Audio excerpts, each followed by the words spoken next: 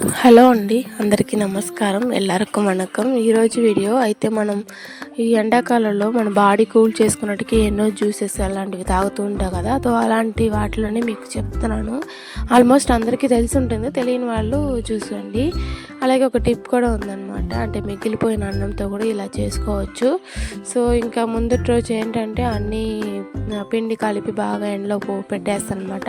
అది పులిచిపోతుంది. తర్వాత మరుసటి అంటే ఈవినింగ్, ఆ రోజు ఈవినింగ్ ఏం చేయాలంటే ఇంకా బాగా ఎసురు కాగబెట్టి మిగిలిపోయిన అన్నం ఉన్నిందనమాట. అంటే మా ఇంట్లో కూలోళ్ళు వచ్చారనమాట. బ్యాక్ సైడ్ కాంపౌండ్ కడుతున్నాము. సో అందుకని వాళ్ళకి వండిన అన్నంలో మిగిలింది.